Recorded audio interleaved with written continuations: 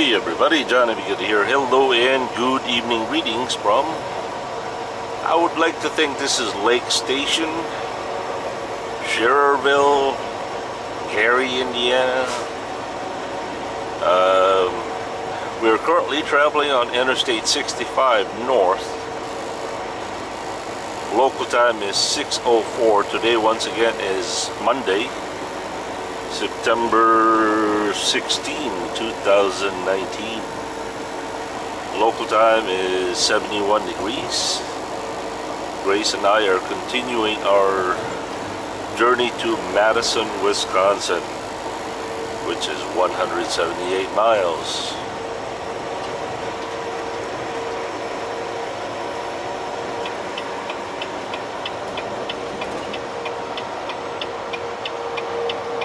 Now, a lot of you have been asking and requesting this hat cam view, so hopefully it'll kind of give you a sense of POV, right?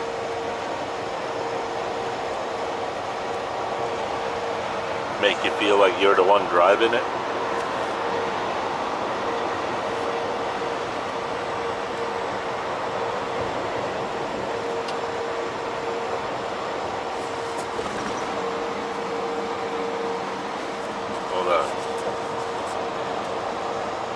Hide this wire here.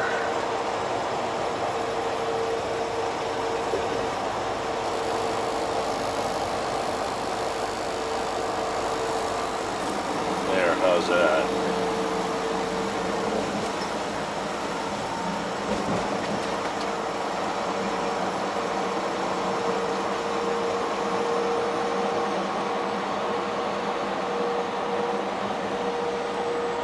But I like this one better.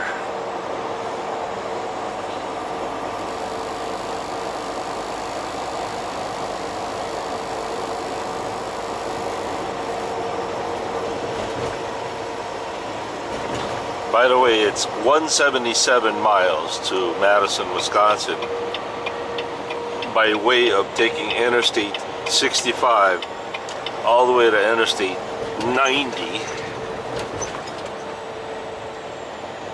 and going through the Chicago Skyway. Obviously, we're not going to go that way. We're going to take 65, and we're going to get off here on exit 259A, and we're going to take Interstate 80 west and 94 west. We're going to take 80 to 294, because once we hit Gary, Indiana, the GPS Rand McNally Overdrive 8 Pro over here is gonna want us to go through Chicago, Illinois, which new at 6 p.m. on a Monday afternoon or a Monday evening. I guarantee you the traffic would be horrific. Horrific.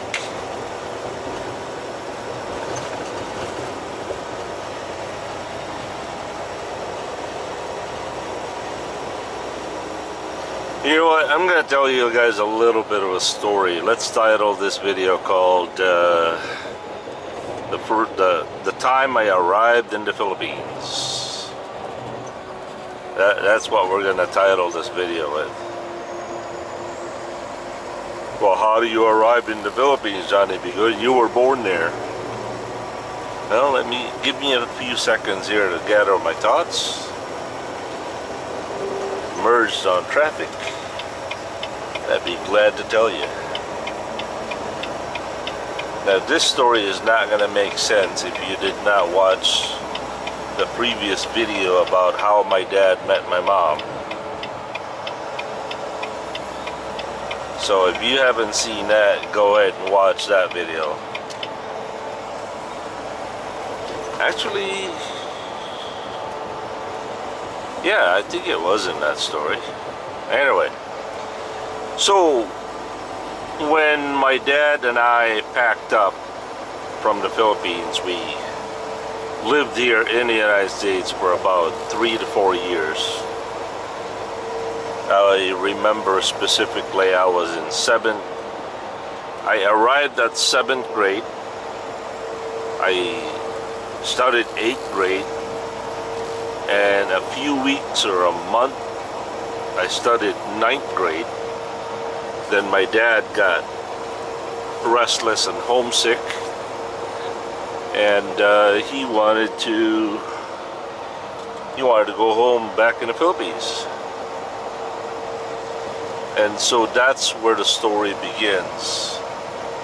On the process of going home, my dad rented one of those containers that goes on ships, and he packed that up with all kinds of stuff: washing machines, stereos, bicycles. Research this, okay? A Tomcat Ultralight. It's the wing is in the back, the canard is in the front. It's a canard. For those of you who are pilots, you will be familiar with this. It was a pusher. I'll try to dig up some pictures that I can incorporate with this video. But anyway, so it was a Tomcat Ultralight, home built by my dad's friend from Sheboygan. And most importantly, he brought home a satellite dish. Now, I have told you guys this story, but it's been a long time ago, so why not? I think it was a 12-foot satellite, fiberglass satellite dish. Now, as you know, satellite dish, when you dismantle it, or when it's shipped, it comes like a pizza pie, right? Except it's kind of a dish. If you dismantle it, they go on top of each other, so that for easy shipping.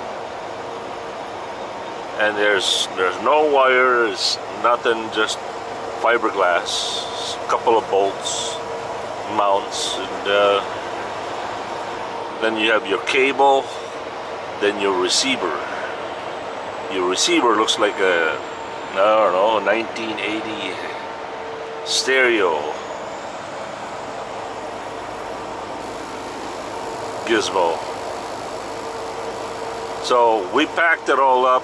We packed that container until you couldn't get a fart in there. It was just packed.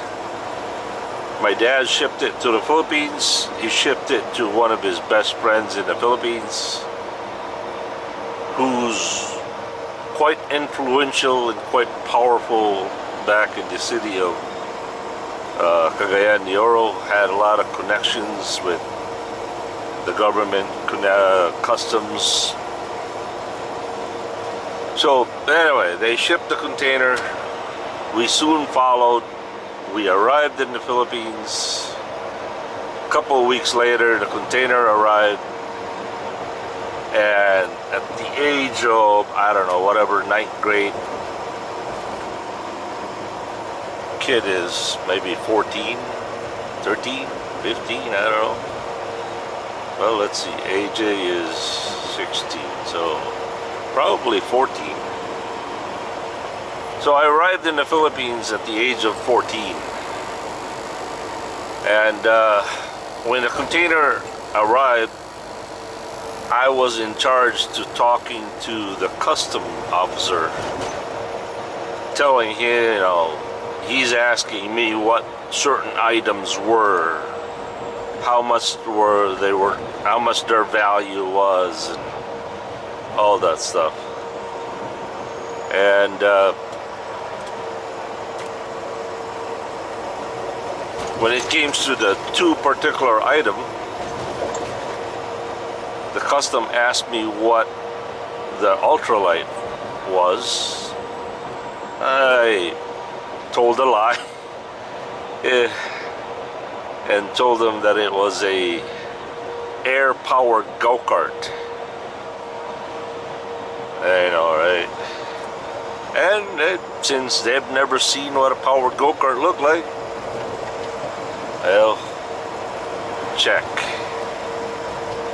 They asked me what the wing of the airplane was. It's a sail for a sailboat. Check. They asked me what the satellite dish was. I said, well, if you put it together, it becomes a little dish. You put it upside down, it's a garden umbrella. Check. When it comes to the satellite receiver, what's this? It's a stereo. Check. On and on and on and on. Anyway, this is where the story really begins. I arrived at a high school called Liceo de Cagayan, and I was enrolled on the level of third year high school. And this is the story where I really want to get to. Is when I arrived in the Philippines, I don't know, living in the United States for about 3.5, 4 years, it kind of changed me, and I thought I was king because I lived in the United States. Woo! And I acted like one too. So when I arrived there, this is where the principal made a really big mistake, because her impression was that I lived in the United States, I must be really smart. So guess what? She put me on in the Philippines, you are put in the first section, second section. You are put by your IQ level. The smarter you are, the higher your sections were. And I was put in the first section, and oh man, I tell you, that was that was hard. But this is where I also met, about 10 the best kids in my whole life. Well, 9 actually, I'm the 10th. And I befriended 9 kids that were just, man, I thought that they were just great friends. We became friends, close friends. In fact, we consider ourselves family. And they changed me. They changed me to a better person. Changed me to a caring person. They showed me the ways of my errors, my arrogant errors. And they taught me how to relive my Philippine roots. And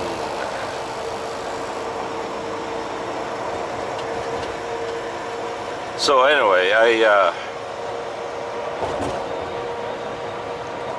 this particular class was very, very close knit together.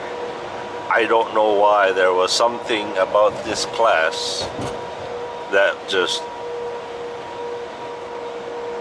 I don't know, it was unusually close knit classroom.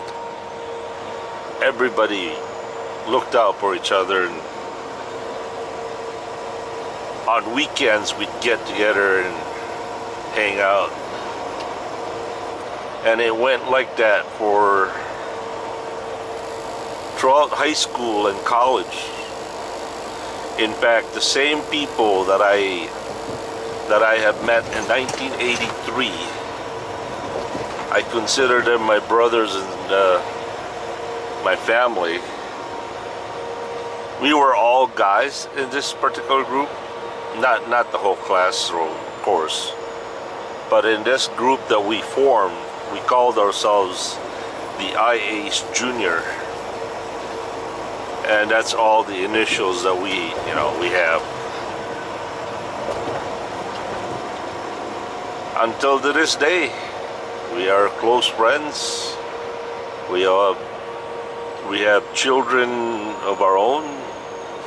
Some of them have children of children of children's, and I know a couple of them are great grandfathers, or no, not great grandfathers, but grandfathers and grandmothers now. I was so glad that I went home in the Philippines at that time, because at that time I started experimenting in alcohol, drugs, acting like there was no care in the world, really spoiled. And I don't know, maybe that was the reason why my dad decided to go home, come to think of it.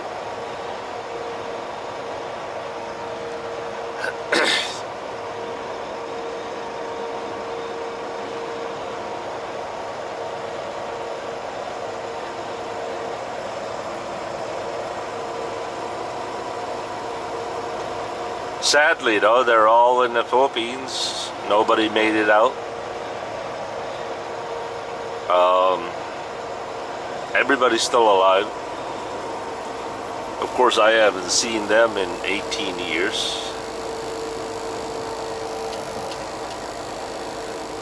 Sometimes I feel so left out.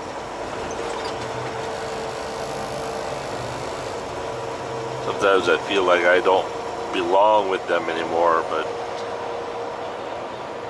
I still do. Don't worry, God willing, we'll see them in September 2021.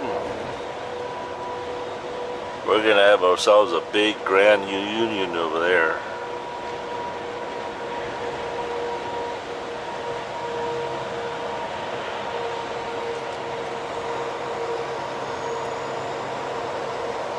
Welcome to the Illinois Toll Road, everybody.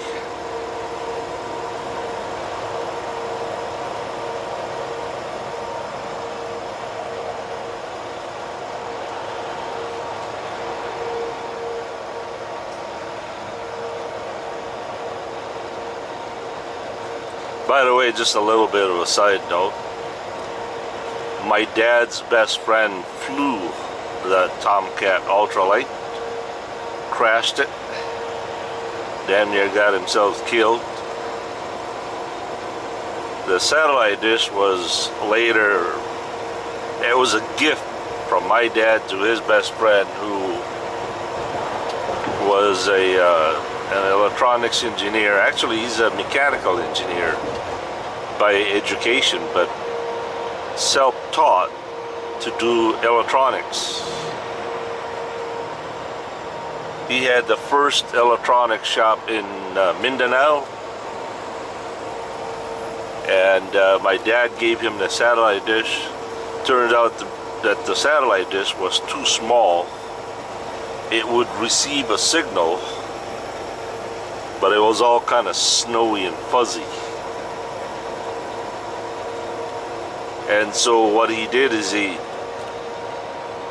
copied the satellite dish itself and made I think a 14 or 16 foot. He made it bigger, and that improved the signal at least 75%. Finally, he built a 25-foot satellite dish, and that was the magic number. Now that was the time when CNN was the real news. Believe it or not, CNN back in the 80s, they were reliable, they were king. Everybody in the Philippines loved them. And they played a very big role in the Philippine history when Marcos was ousted out of the Philippines.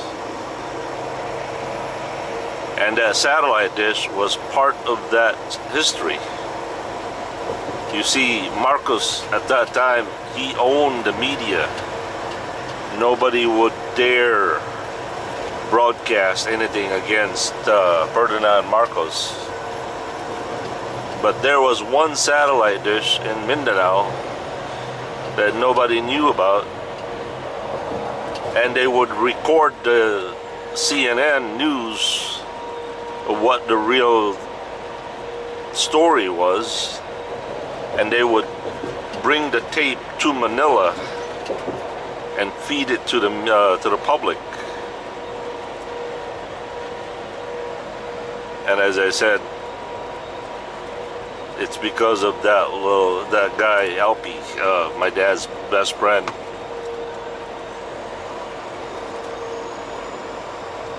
It's amazing, right? I mean, a simple little toy, and my dad thought that he would just give it to his best friend.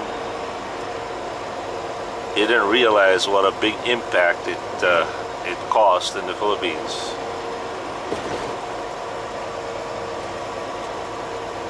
Pretty cool.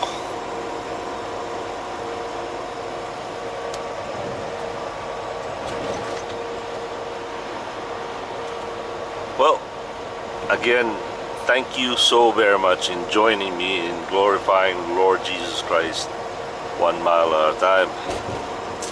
And as always, have a good and godly day, everybody. Trying to be good here. Peace.